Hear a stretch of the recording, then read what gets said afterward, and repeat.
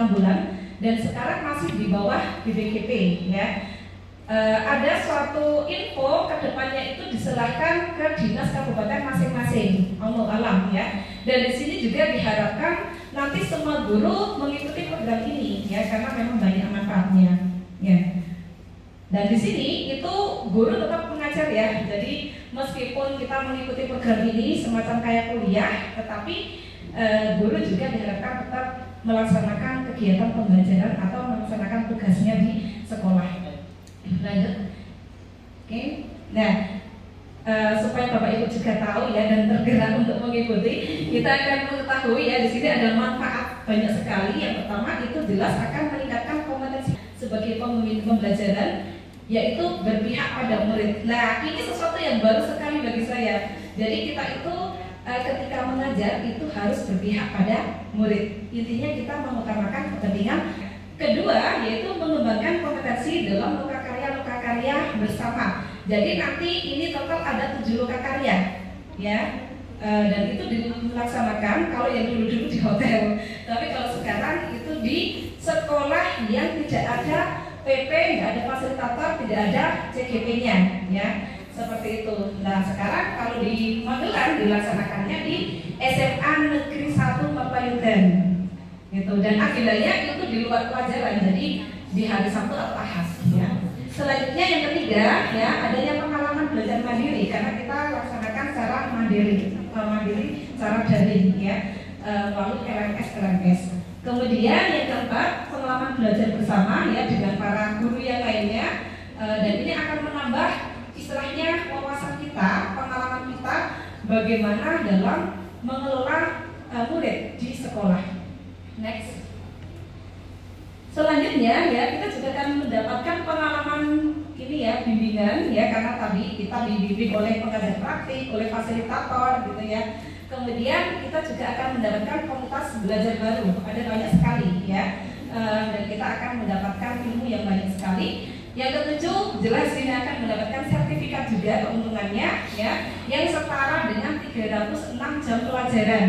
Ya, dan ada piagam guru penggerak. Nah, yang paling penting ya, dan ini alhamdulillah adalah gratis ya dari program pemerintah. Nah, ini yang kita manfaatkan ya, program-program dari pemerintah ya, dimana kalau saya sendiri motivasi terbesarnya adalah merasa stuck ya dalam hal ilmu saya gitu, dan saya ingin mengupgrade gitu. Tapi terkait dengan biaya itu belum ada gitu, karena masih ada kebutuhan yang lain. Maka manfaatkanlah yang seperti ini ya, untuk mengikuti program-program dari pemerintah. Dan ini manfaatnya jelas banyak untuk sekolah, karena terkait dengan nilai rapor pendidikan ya, itu juga dilihat dari seberapa banyak guru yang tersertifikasi, seberapa banyak di situ ada guru penggeraknya. Dan ketika kita itu mau menjadi sekolah penggerak, syaratnya juga ada guru penggeraknya minimal berapa seperti itu, dan itu akan menambah ya nilai untuk sekolah ya. Next. Oke, nah modulnya ada 3 ya, jadi ada 3 modul supaya gambaran saja. Modul pertama itu tentang paradigma dan visi guru penggerak ya. Di sini submodulnya ada topik pembelajaran, ada refleksi filosofi pendidikan Ki Hajar Dewantara, nilai-nilai dan peran guru penggerak, visi guru penggerak, dan yang terakhir itu adalah membangun budaya positif di sekolah. Dan ini ya yang sedang saya lakukan ini merupakan aksi nyata dari modul yang pertama. Jadi saya baru setengah perjalanan, belum ada ya, belum ada setengah perjalanan gitu.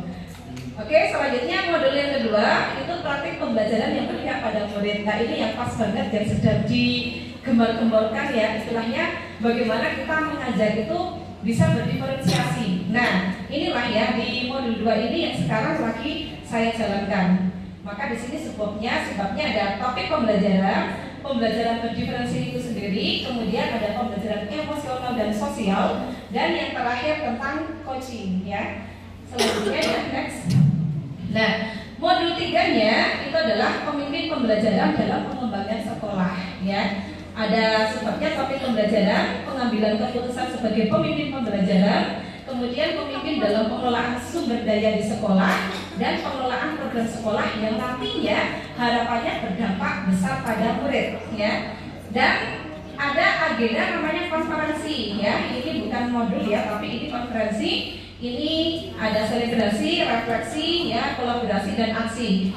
Di sini ada topik pembelajaran kegiatannya menjadi fasilitator kelompok dan fasilitator perubahan. Kemudian mengevaluasi proses mentoring bersama mentor dan mempersiapkan rencana berbagi praktik baik ya. Oke, lah di sini nanti Bu Surati ya, saya sendiri maksudnya kebiasaan kamu sama anak ya Bu Surati. Jadi nanti akan menyampaikan juga praktik baik ya terkait dengan budaya positif. Next, Pak. Nah, konsep pertama ya dalam modul budaya positif yang kemudian akan saya diseminasikan kepada Bapak Ibu guru semuanya ini itu ada banyak ya. Yang pertama adalah tentang perubahan paradigma belajar, kemudian adalah disiplin positif, selanjutnya adalah kebutuhan dasar murni manusia, motivasi perilaku manusia, posisi kontrol ya, keyakinan kelas, dan yang terakhir adalah segitiga restitusi yang pernah saya sampaikan ya Bapak Ibu ketika di grup ya. Oke, next. Ya.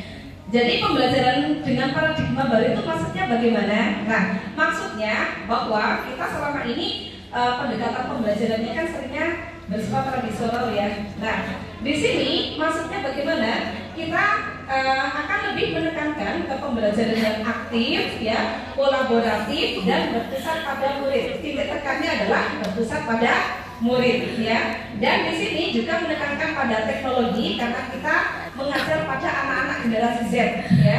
Kemudian pemecahan masalah, keterampilan berpikir atau bernalar kritis. Kemudian kita juga berharap terkait dengan kesejahteraan holistik secara menyeluruh pada murid. Nah, tujuannya apa? Tujuannya sangatlah jelas ya, yaitu menciptakan lingkungan pembelajaran yang lebih relevan, interaktif dan sesuai dengan perkembangan zaman. Yang endingnya itu dalam rangka mewujudkan apa? Profil pelajar Pancasila. Oke, semuanya sudah hafal ya Bapak Ibu? Yang pertama apa? Dimensinya beriman, bertakwa kepada Tuhan Yang Maha Esa dan yang berakhlak mulia. Yang kedua, berkebinekaan global. Ketiga, gotong royong. Keempat, kreatif. Kelima, bernalar kritis. Dan yang terakhir, mandiri. Jadi harapannya semua guru itu nanti bisa mewujudkan siswa-siswa yang mempunyai karakter ini, profil pelajar Pancasila. Oke, next ya. Nah, filosofi pendidikan Ki Hajar Dewantara itu seperti apa? Ya, kalau kita hafalnya kalau Ki Hajar Dewantara dengan apa? Tuturi Handayani ing ngarsosung tulodo ing madya manangkarsa tuturi handayani. Nah, di sini. Jadi kita tahu ya pendidikan dan juga pengajaran berbeda ya.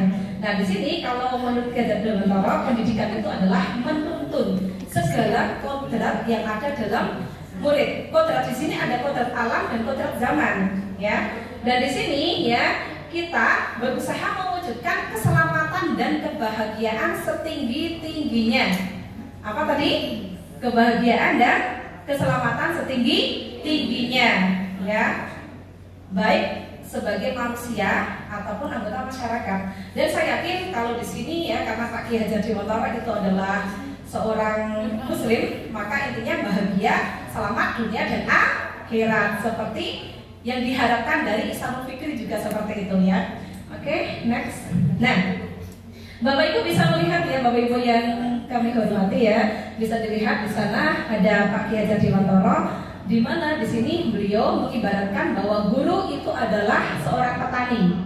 Oke, guru adalah seorang petani, murid itu tanamannya ya, dan juga sekolah itu kita adalah sebagai tempat bercocok tanam. Apakah itu ladang, apakah itu sawah ya. Ya. Jadi ibarat ya bibit dan buah bahwa pendidik itu adalah seorang petani ya yang akan merawat ya, bibitnya itu disiangi, diambil gulmanya, diberi pupuk agar dapat berbuah ya, tumbuh berbuah ya. Dan di sini seorang petani itu tidak akan bisa merubah yang namanya kita menanam jagung, nanti tumbuhnya padi.